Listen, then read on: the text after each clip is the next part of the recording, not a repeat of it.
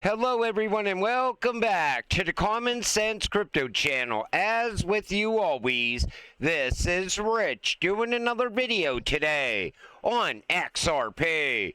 So I hope you're all having a wonderful day today wherever you are in this great world. We're gonna talk about XRP. And once again, this is the one-day chart. We're sitting here back above $3 once again. It's nice to see XRP back above $3. It's like a psychological number at this point. When we're under $3, everyone is frustrated, pissed off. Then we go back above $3, and right away, we're so back. This is the breakout moment we've been waiting for. And look at Bitcoin. Back above 111K, almost at $112,000. So is this what we've been waiting for? Because now we got the price of Bitcoin climbing back up, and at the same time, Bitcoin dominance is breaking down. And money is already shifting from Bitcoin into Ethereum. It looks like the cycle is finally starting to move forward once again. But I still think it's too early to call. I want to see what happens throughout the rest of this week.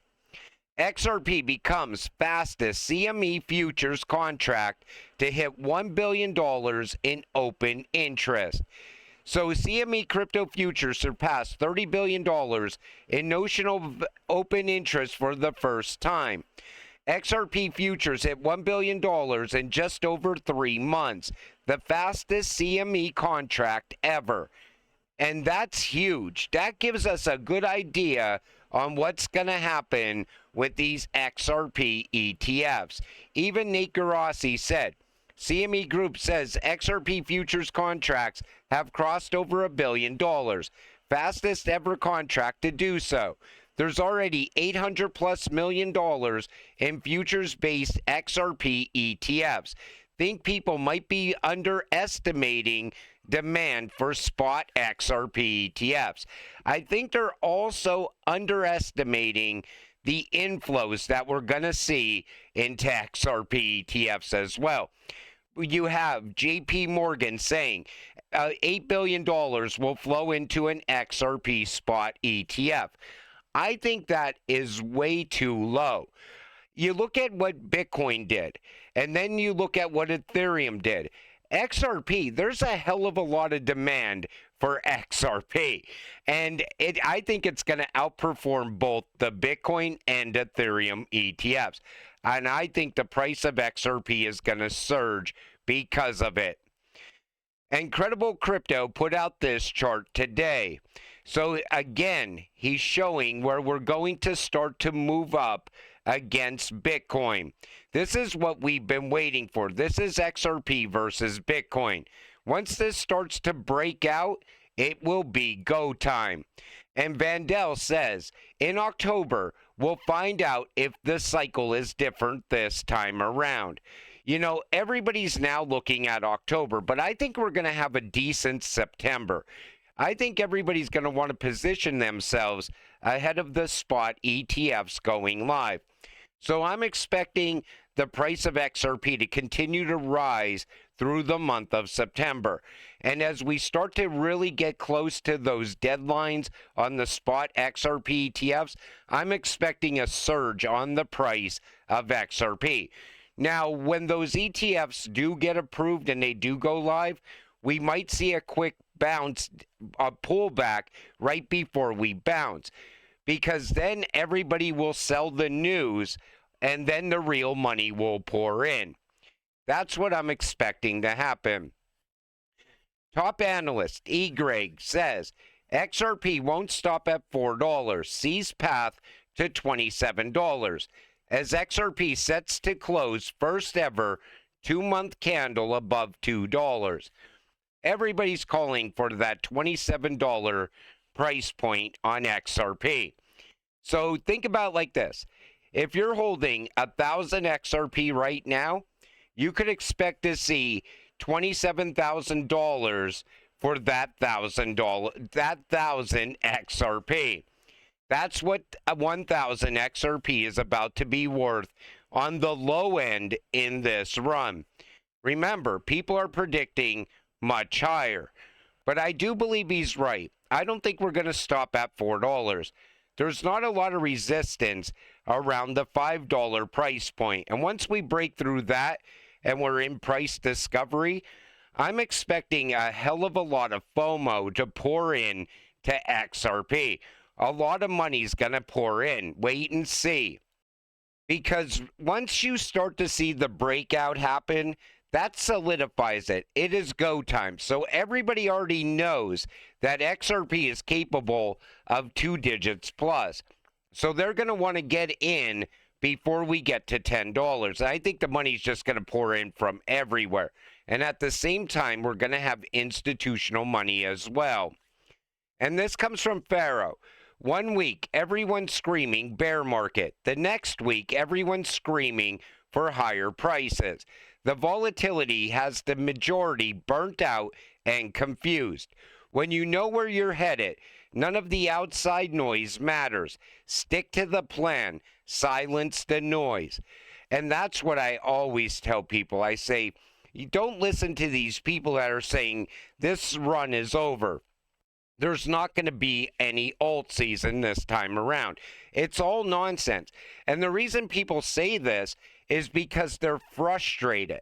You know, every time the market turns red, they're frustrated and they take their frustration to X and start writing negative posts about this cryptocurrency and that cryptocurrency. But if you know what you're holding, you already know where XRP is going. All you got to do is put your game plan together, stick to it, and on red days, ignore the FUD, and if anything, do nothing or buy the dip. XRP's little brother becomes top 100 cryptocurrency. RLUSD stablecoin officially becomes top 100 cryptocurrency by market cap. Now we're going to start to see RLUSD move up the ranks. It's at 100 right now, but wait and see how quick RLUSD enters the top 15, top 10 later on, as it continues to grab more and more momentum. I think RLUSD is going to emerge as the greatest crypto or the greatest stable coin in this space. I think a lot of people are going to want to cash out into RLUSD as well when they're selling some of their crypto, because you get 4% by holding RLUSD. On top of that, you know that there's no chance it's going to depeg, because Ripple wants to do quarterly audits on that stablecoin. And they're always telling you how it's backed 1-to-1 with actual value, unlike Tether. I like USDC as well. My problem with USDC is there's a lot of issues with Circle, and a lot of their income ends up in the hands of Coinbase. So I think somewhere down the road, I think there could be issues with USDC. I mean, that's just my thoughts. A lot of people would argue and say, oh, I think somebody's going to acquire Circle along the way. And I would love to see Ripple acquire Circle as well. This comes from Smoke. Over the next 12 months, expect a wave of new stablecoins to enter the market. Stablecoins are poised to make crypto payments feel dull in the best possible way. Just as email replaced postage stamps, stablecoins will shrink 3-day international transactions into 3-second background tasks. The one thing about stablecoins is this: they're always going to need a bridge. XRP is the perfect bridge for these stablecoins. But I think we're going to see Ripple help with the creation of some of these countries' stablecoins going forward. Most likely, we will see that happen in Japan. We'll most likely see that at some point in the EU as well, and possibly the UK. And then maybe other countries will work with Ripple to launch their stablecoin also. I think a central bank digital currency at this point, because so many people know what a central bank digital currency is now, I think a lot of these countries are going to shift away from a CBDC. The EU, they're going to push forward with the central bank digital currency, but when it doesn't gain any momentum, I think they're going to opt out and push more towards a private stablecoin. Then we'll see RLEUR. That's my thoughts on that, because no matter how they sell it, people just don't want the surveillance behind it. They don't want money that's controlled by the central bank. XRP just got a major boost from China.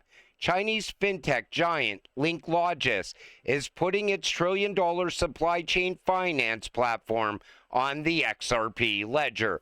Real-world assets, cross-border payments, and trade finance, all on the XRP ledger. But wait, remember everybody said China's never going to do anything with a US-based country. Why would they ever utilize the XRP ledger? Like I've been telling you this entire time, Ripple already has rails set up inside of China. Every single BRICS country has Ripple rails inside. So when all these BRICS countries come together and create a unified stablecoin, or even if they create their own independent stablecoin, they're still going to need a bridge, and they're going to run that money over these Ripple rails. They're going to want a trust layer like XRP. But this was huge news as well, because this shows you that even China wants to utilize Ripple's technology. Like Digital Asset Buy says, all the world's a stage. Ripple Swell will be held in New York at 30 Hudson Yards, who is located next door at 50 Hudson Yards. BlackRock. I don't think any of this ever happens by coincidence. I think everything that we are seeing, it was all part of the plan from years ago. You know, everybody always says BlackRock is not going to work with Ripple. They're too involved with Bitcoin, but BlackRock's been working with Ripple for years behind the scenes. They have the same people behind them, the elites that are running the entire show. They're controlling BlackRock. They're also pushing Ripple ahead because they know that they're going to utilize that RippleNet technology, and they're also going to utilize XRP to move the world's money. This was all planned out long ago, long before Bitcoin even. And Alex Cobb says, XRP $3 support is very strong. He's no longer saying we're not going back under $3. But he is right. The support around $3 for XRP looks strong right now. You know what I like about XRP? When we get to these price points and we start going sideways. Because when we go sideways, usually the next move is up. It's like we go sideways, we move up. Then we go sideways, we might dip back down and retest $3, but then we gradually come right back up. Most likely that will play out here as well.